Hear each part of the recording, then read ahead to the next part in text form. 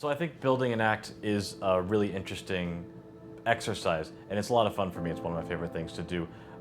I think you want to start with some idea of the overarching structure of the show, or you want to start with a central piece. But either way, there should be some kind of through line, or at least I like to have some kind of through line in the show, so that it's not just fireworks, like here's a trick, here's a trick, here's a trick, here's a trick, but something that builds. So like my castle act is about the steps that you need to create proof that someone has really seen magic.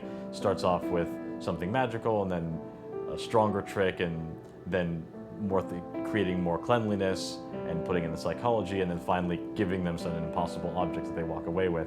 Or I did a stage show, and the stage show was based around the idea of skeptics and debunking, and the fact that people are actually capable of much more than we sort of give them credit for, and that skeptics generally tend to think that people can't do certain things, but in fact they can.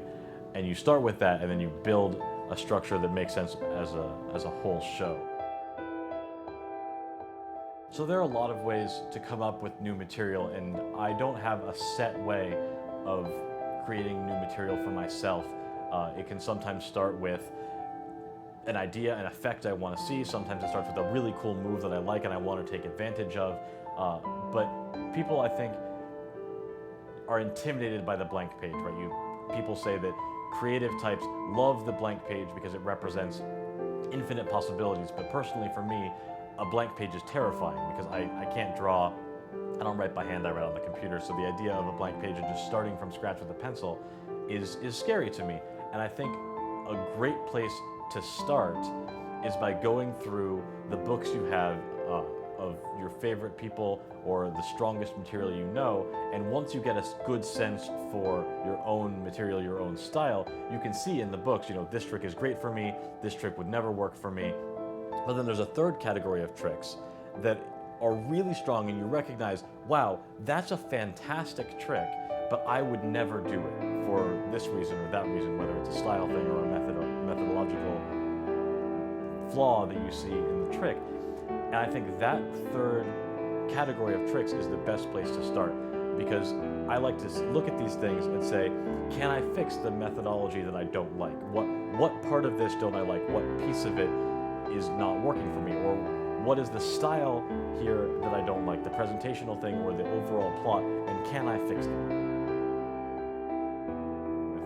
With Chicago Opener, it's not the kind of thing that entertains me. It's a great trick, it's a very strong trick, but I like to perform things that are slightly more difficult because that makes it more fun for me.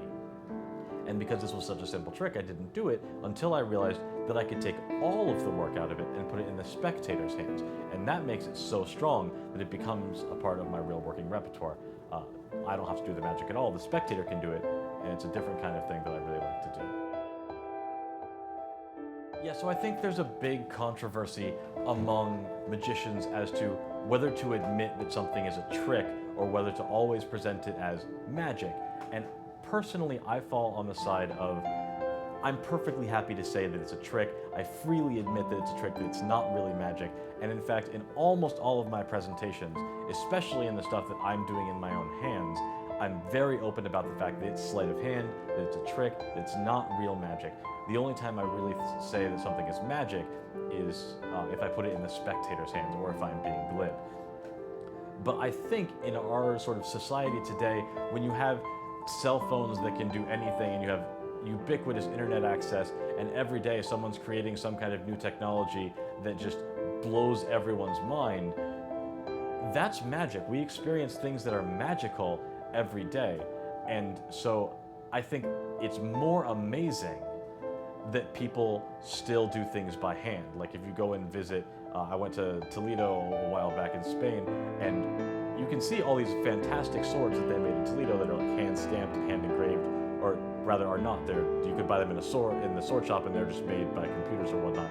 But the one guy who still makes them by hand is incredible, right? Because no one makes swords by hand anymore. You find this one guy and you meet this one guy who still does stuff by hand, and that's incredible. So I think magic is very similar. People are impressed by the fact that you can still do these kind of analog things, these kind of dexterous things, where those kinds of skills have been long lost. So I'm very open about the fact that it's all skill, because I think that impresses people even more than trying to claim that it's just miraculous powers.